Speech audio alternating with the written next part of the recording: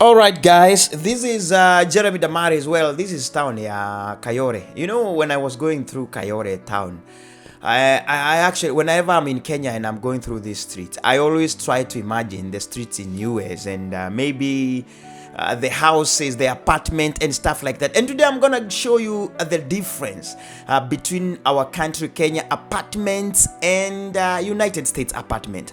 Most of the people when they come to US they start from the apartments and yani ukitoka kwa host wako kama akona nyumba, maybe the first place to be or to go is kwa apartment, yani wewe unakodesha nyumba. So most of the Kenyans they really want to see, and I want to show you the apartment in Alabama. And this is part of Alabama, actually on the side of Montgomery. Montgomery is the capital city of Alabama, and this is one of our apartments zenye ziko huku America. So sometimes kama umeingia ile njia ya Alabama uende huko Montgomery, probably you will find some apartment like this one here in diaspora. Sasa hizi sio nyumba ati ya mtu individual, hii ni nyumba inakaa watu kadhaa. As you can see there are some doors and you know, this is how the apartment in diaspora looks like here in Alabama. I'm talking about Alabama. I know there are different tastes in different states, but in Alabama, this is exactly what you'll see.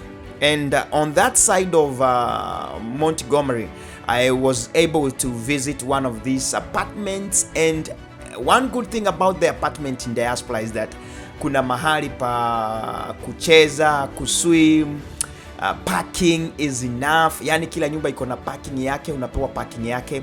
As you can see, na watu wengi wanaishi hapa. So na ukiingia kwa hizo nyumba iko 3 bedrooms, zingine ni 1 bedroom, zingine ni 2 bedrooms, and they are all en suite. Iko na kitchen, iko na bafu, iko na choo, iko na nini. So hakuna choo ya nje usije ukisubwana na mtu ama mikanda ya kuanika nguo. Everybody kwa hizi manyumba ako na machini yake ya kupiga kuvua nguo na kuzianika. Now we come back to Kenya. Well, these sides huko ni upande huko wa Donholm, Hebu cheki. These are our streets in Kenya. I'm very proud of Kenya because pia sisi tumejaribu. If you compare the time America got their independence, or independence, is it independence or independent? Became independent. It's a lot of years, over 200 years. Now for us, we are still coming up, but I doubt one day, one time we'll ever be like US. But this is the difference. Nyumba za kwetu ziko hivyo. Come back to the streets of US. Actually, this is one of the streets that I started. When I came to US, this is where I actually niliishi hapa sasa. Niliishi kwa hii mtandao ama kwa hii area. Kuna apartments ziko huko, as you can see, kuna apartments ziko kule Mikoboro, tunazitanga nyumba za kukondisha. The environment is lovely.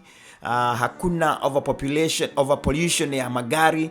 Magari iko na ni mingi sana, because I always tell you watu wengi hapa wako na gari. Kwa familia kama wewe ni mzee na bama, your children are over 16 years, probably each one has a car. So unaweza kuta nyumba moja iko na magari manne. So you can imagine how many cars are here in this country. But of course, the roads are enough for everyone.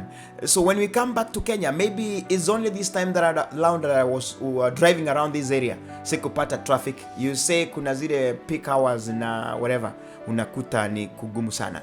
Let's start here. The apartments sasa huku ni area ya Alabama. These some of the apartments. When you come to US, zile nyumba unatafutanga. You know me, I was looking for nyumba za gorofa because I'm in America, ziko na mawe, ziko na nini. So when I came, I saw something different. Ukiziangalia nyumba zetu, you know, it's a well organized place. Kuna praying ground mahari. Wengine wanaliuliza kwa nini nyumba za huku hazinanga fence. Mimi nasema fence ni wewe mwenyewe kwako, you know, unajikinga. They try to keep open neighborhood, yani watu wanakaa hivi, hakuna ati fence. Sasa hata ukiweka fence utaweka fence ya nani, na wewe unaingia kwa nini kwa apartment yako, unaenda kwa room yako. So what you need to do to know is just your address, your room number. That's all you need to know. Na broker yako ni gani? So these are some of the apartments, and I'm gonna take you around a couple of them. Nikuonyeshe if you happen ever to start your life from Alabama, mainly, or what you'll find, you'll actually see here, apartment ni za aina hii. Kuna zingine utakuta ni ndefu sana, zingine ni fupi sana. And amazing thing is that mimi sijaiona nyumba ya mawe ati yani nyumba hiyo ni ya stones kama venye tunatengeneza Kenya. You know, weather here is very unpredictable. kunaweza kuja tornado ibomoe nyumba. So they try to make sure they use very nice materials, but zinakaa mbao lakini sio mbao. Mimi naona kama ni vitu tu plastic vile, but they are very good. Ujue hizo nyumba zetu we warm them, so when it's cold like now we warm, when it's hot we cool. So and that's the thing. And as you compare the streets of our state here in the US na streets za kule kwetu Karumeno ama kule tuseme Kayole, you'll definitely tell the difference. You will definitely tell the difference. Huku rights tunaziobey. Kule sana sana huku kwetu apartment ndizo hizi. Za kwetu ni za hali ya juu sana, as you can see. But now look here. Umejenga nyumba kama hiyo yote na iko na maybe 5 floors, alafu nyumba moja yenye inalipa mzuri sana inalipa like 10,000 Kenya shillings. That is $100 a month. Huku kwetu probably huwezi pata nyumba ya $100, but you'll find maybe from $400 kupanda juu. $400 kupanda juu. So you can imagine hata wale watu wanatengeneza manyumba huko Kenya, wanafanya investment huko Kenya, I tell them, what if you build your own apartments in US? And that's why you see many people ambao wanatengeneza manyumba ni companies kubwa, wananyunua shamba, wanatengeneza manyumba, wanakodisha. What if you start your own apartments here in US? Definitely hapa kwanza ukipata nyumba, historia yako inaanzanga hapo. The moment you come to this country, even rent a house here, you must have somebody who knows you, someone to sign for you. And of course, you must have papers and document to get an apartment. Maybe if you just alive here. Si kama Kenya tunaweza kwenda mahali popote uende upangishwe nyumba hata hujaulizwa umetoka wapi. Hapa you'll have to go through a certain kuangaliwa. Yani utaingia hapo uchunguzwe vizuri umetoka wapi. Kama umefika tu Marekani hivi tu, then your life itakuwa kidogo ngumu sana. You have to prove source of income. Unafanya kazi, umefanya kwa muda gani? Well, sometimes they ask for some deposit. Lazima ukuwe na deposit yenye itakusimamia maji, stima na kila kitu. Because now these houses you see them, wewe nyumba unapewa tu, unapewa nyumba iko na fridge, unapewa nyumba iko na kitchen, iko na kama ni gas, iko na stove, iko na kila kitu. Wewe kazi yako sasa ni kulipa bills. Ulipe vitu za ndani, ni wewe utanunua. Nasema kuhusu fridge, kitchen imefanywa, imetengenezwa, na dryers zingine ziko na hizo machini za kupiga nguo, lakini za kufua nguo, lakini of course some of them don't. Mimi naongea because where I started nilipata nyumba iko na gas, iko na hiyo kitu tunaita machini za kufua nguo. Well, zingine hazina. So it depends mahali uko. And as you can see, in Kenya unapangishwa nyumba, unatengeneza nyumba ya gorofa kama ile ya gorofa 10, but ile nyumba inalipa pesa mingi sana, maybe ni $250, $25,000. Sasa na hiyo nyumba haina chochote. Okay, ni nyumba tu ya mawe imetengenezwa, kitchen iko na ile kitu, lakini zingine pia wewe unajilipia. Now that's the difference between Kenya and US. Huku unakuta nyumba iko na mpaka stove, iko na hiyo gas, na pia iko na fridge, na bora ukitoka huko iache tu hivyo inafanya kazi. And of course ikikataa kufanya kazi, you just call the owner, wenye wanaangalia hizo manyumba, wanakuja wana fix. Kama ni stima imeharibika, unawaita, wanakuja wana fix. Hizi zote ni apartments za huku kwetu. It depends na mahali uliko. Kuna zile ziko cheap, na zile unasikia nikisema zile ziko cheap, sio cheap ati cheap. Hapana. It's about 400 500 kupanda. And then ukienda mahali kuzuri, a good neighborhood, well, utapata nyumba ambazo ziko na bei kali kidogo.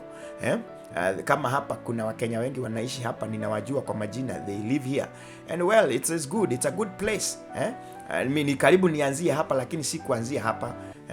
Hapa ukiingia kwa nyumba moja unalipa maybe between $800, na unaona kuna polisi hapo. The neighborhood is well kept. Huwezi enda mahali ukute hakuna polisi, utamkuta tu hapo. Parkings ni nyingi. Nimekwambia ukipata nyumba hapa utapaki gari yako mahali nyumba yako iko. You'll be given your park. Kuna zingine wauanga wanaassigniwa parking kama ukienda upande wa Seattle ama kwingine. But hapa naona parking ni nyingi, bora tu upaki yoyote, because they are enough for every house in this place. And of course ukiingia kwa apartment lazima uandikishe uko na magari gapi in case of crime. Sasa kuna nyumba zingine bado pia sio za bei gari, ni bei tu kidogo, lakini ni nyumba za apartment. So today I'm taking you around to show you the different apartments we have here in Alabama. Sasa hizi ni zingine hapa. Nilijua watu wengi wale wanaishi hapa ni Mexican, wanaishi kwa hii neighborhood vizuri. Nilikuwa ninajua hapo awali kidogo, nilikuwa nauza kaduka hii area hapa so I knew most of the people who live here are Mexican, and of course some of the black Americans wanaishi hapa, na pia wazungu. There are those neighborhoods that you would love to stay or live, and of course there are those neighborhoods that you would not want to stay. So hizi ni nyumba ziko chini, na ukiziona hapa, ukiingia ndani utakuta hiyo nyumba ni mzuri sana. It is well kept, iko sawa. Ukiingia ndani unakuta iko na AC. Hiyo nyumba ukitaka baridi unasikia, ukitaka joto unaipata kwa hiyo nyumba. So inside is what matters, is not really outside. You can see a very beautiful apartment, lakini ukiingia ndani ukuta AC zake zote zimeharibika. Ni kama gari hapa. Gari ukiuziwa, hata ukute imesimama pale uambiwe unapewa, the first question is the AC working? Is the AC working? Because you cannot survive here with a car without an AC. Because ile joto saa zingine inakuanga hapa, it's tough. You need some air, you need some cooling ukiingia kwa gari. Ama si kama kwetu, nimejaribu kuendesha gari nikiwa nimefungua dirisha, ninakuta inanisumbua sana. So kama wewe ulikuwa unaishi hapa Alabama, at least I'm taking you around this area. You can see some of the different apartments that you will find here in Alabama. If you're actually planning to move to Alabama, I can't be able to go to all apartments, but at least I can show you how they look like, they live here. And well, as I said, good apartment, especially from this area, is between a 1-bedroom is from $700 up to maybe $1,200. It depends where you are. Na 2 bedrooms, na 3 bedrooms, it's that range. And as I said, when you come to US, the first thing you need to buy, actually, hata kama ni nyumba, ni gari, to take you to places, to take you to workplace. Sababu hakuna mtu akona nafasi ya kuja kukuchukua kwako kupeleke kazi. Ukinunua gari, host wao ikubalisha ununue gari, then uende ukombole ama ukondishwe, then that's it. So definitely, hata kama wewe ulikuwa professor Kenya, si watu wengi sana wanawezanga kukuja hapa wananunua ati nyumba. Ti mtu ametoka Kenya, umekuja tu umenunua nyumba. Not unless you are a politician, you are trying to invest here. Ukuje sasa ununue nyumba cash money bila kuulizwa. At least many people, hata wale wametoka Kenya wakiwa ministers ama walikuwa minister ama walikuwa maprofessor, they come and start from here. Apartments na zetu ziko sawa, nimekuambia they have everything. Ziko na swimming pool, ziko na mahali unaweza mnaenda kutembea huko walk, kuna that good place, wengine wanawekewa mahali pa kuchoma nyama. It's a clean environment. Kuna mtu anakata nyasi, kuna mtu anaondoa takataka, you know. Hauwezi kuta apartments zimekaa ovyo ovyo. You have to make sure they must have someone who is there to maintain and keep this place awesome. And that's one thing I love about America. This place, if you litter, utupe takataka hapa, my friend, you are going to be fined a lot of money. Wewe utalipa. And most of these fines not below $500. It's $500 and above. Na ndio, that's why you cannot even see a chupa or a karatasi. I wish Kenya we can have such an environment whereby mtu hawezi kunywa maji tu achukue hivyo atupe nje, ama kifuniko, ama kule chips achukue ile kijikaratasi atupe. Life will be beautiful because hakuna nothing wamefanya hapa. It's just following orders and rules that lazima tukae hivi, lazima ufuate hivi. Na by the way, labda hakuna mtu anakutazama hapa, anakuangalia hapa, lakini huwezi tupa because already you know in case somebody finds you doing that, you'll be fined a lot of money. Who is ready to lose his 50,000 Kenya shillings or $500 or 100,000 Kenya shillings? Nobody. So that's why people maintain discipline. Sasa Kenya shinda, ukipatikana na kanjo anakufuata hapo, unampea 200 na kuachilia. I wish rules can be observed. Laws can be observed. We can have a very clean environment because watu hawajafanya mahesabu ingine. It's just maintaining rules and order. Now, this area, this is where I actually started. Nilikuwa nimekuambia hapo. Hii area, I don't really want to mention it because kuna mtu ataona sema hapo ni fulani. But kama wewe unaishi Alabama, I know most of the people may know this place. But here ndio nilianzia. When I came to US, nilikombora hapa. These apartments, they are very nice, very good. And I remember when I started my life here, the apartment I took was actually 1 bedroom. 1 bedroom.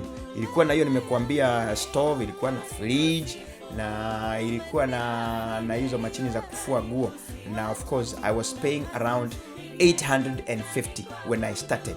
850. And one thing about America is ukichukua hii nyumba mwaka huu tuseme umelipishwa 850. Next year ukifikiria ati kwa sababu umekaa nyumba ndio wanakuangushia bei kidogo, wanaongeza. Every year they add at least $50. Kama ulianzia hiyo nyumba na 850, mimi nilianzia sijui nilianzia na 750 ama nilianzia na 800. I can't remember, but nikitoka hapo nilikuwa ninalipa 900. One bedroom. I had to leave, katoka nikaenda sehemu zingine. So now also these are apartments on my far right. Hizo ni apartments. I'll take you around there. Ninaziona nikiwa kwa barabara, but I'll make sure nimeingia hapo kidogo nikuonyeshe, and they are very good. So ukikuja hapa, kuna wengine hata unawa-invite wakuja America, wanakuja wanakuta unaishi apartment, wanauliza hi really, mbona unaishi apartment na unaishi America? Yes, they are very nice. Na well, kama huna njia mzuri ya kununua nyumba, because you must have good credit to buy a house, then you start from there. And of course many people, as I said, you start from there, you build your credit, then you can buy any house you want in America. As long you have your good credit, you have a good job, you can buy any type of a house in US. And now my challenge was, ebu imagine umenunua tu shamba, umejenga tu ka apartment yako kama haka, na kila nyumba iko hapa inalipwa maybe $600. Ebu imagine unatengeneza pesa ngapi? Na huku huwezi nyang'anya mtu. Huku ukichelewa kulipa nyumba mwezi moja, unarushwa nje. There and there. Unakuta vitu zako, hata wanakuaga na funguo yako. In case of anything happen in your apartment, utakuta wamefungua apartment yako na wameingia. Hata wanakusainianga hiyo kitu. Sisi tuko na funguo ya kwako. In case of anything happens, utafanya hivi. Na by the way, mind you, hizi ma apartment kuna masaibu mingi sana imefanyika. You see, they somehow look the same. Mtu akikuja amelewa aingie kwa nyumba ya mtu fulani. Unaweza ingia kwa mtu fulani uitaniwe, uambiwe uwekelewe mavitu, wewe ulikuwa mwizi na labda umekunywa pombe. Wale watu wanakunywanga pombe ndio tunahuanga, we want them. Ukikuja hapa, most of Kenyans wamejipata kwa mashida. Apartments zinakaa zinafanana. Hata mtu akikuja akiwa mgeni, sometimes unaweza kosea uende kwa nyumba nyingine ya mtu. So you have to know, you have to exactly know your house number ni gani. Na ujue ni building gani, usiende kuingia kwa mtu mwingine. I remember when we came here, kuna siku tulifanya mistake, tukaingia nyumba ya mtu. Sasa unajaribu kuweka funguo kwa mlango, haingii. Namba ni the same, lakini namba ya mwisho sio the same. Na kumbuka yetu ilikuwa imemalizika na B, lakini tulienda kwa C, building ya C. Yani building yetu ilikuwa B, lakini tulienda building ya C. So bila kujua. So when we went to the building ya C, the number is the same, and inakaa to the same thing. So wewe unaingiza funguo, unajaribu kushindwa kwani kwako hakufunguki. Kumbe ndani kuna mtu ametayarisha bunduki, anashindwa, who is trying to get into my house. So you can imagine what will happen. Huyo mtu isipokuwa alikuwa na Mungu, situngepigwa risasi. Let's come back to Kenya. The feeling of Kenya, I love it. Now this is Kenya. Streets zetu ziko hivyo, mabasi ni mingi, pikipiki, kuna watu wako kwa barabara hawana helmet, yeah. Hapa by the way ni Kayore. Ile njia kule huko Kayore, ukienda huko na hapo Njiro hivyo. Yeah, so let's come back to US. Look, the streets, the apartments.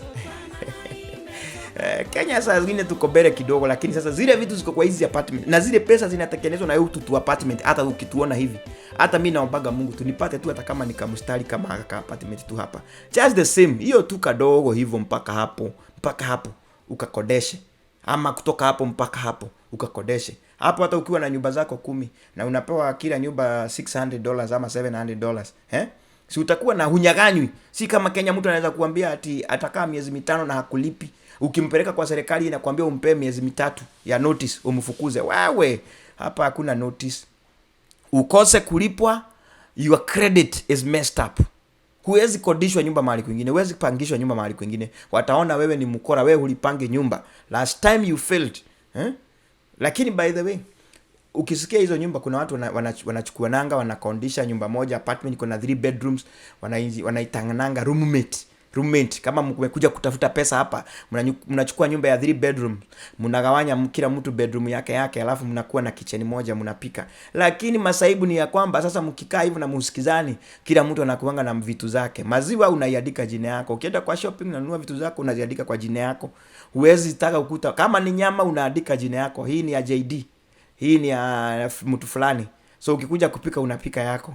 na kuna masaibu mingi sana imefanyika, but our advice, ukikuja hapa it's also possible to rent your own house as long you are making money, not unless sasa hujipendi, unataka kuishi maisha ya uduni sana hapa, ukae tu umejifinya alafu ati utaenda kukaa mzuri Kenya. Hapana, ishi vizuri hapa Kenya. Ukirudi ni ile ile tu, msogomano wa magari, makelele mingi na mambo mingi kama hiyo.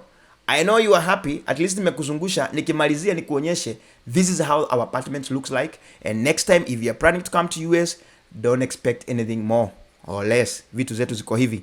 Asante sana. Next time nitakuleta kwa mabungalows, the rich places, zile zinaitangwa nyumba za matajiri. Thank you. Jeremy Damaris. Remember to subscribe to my channel. Kwaheri.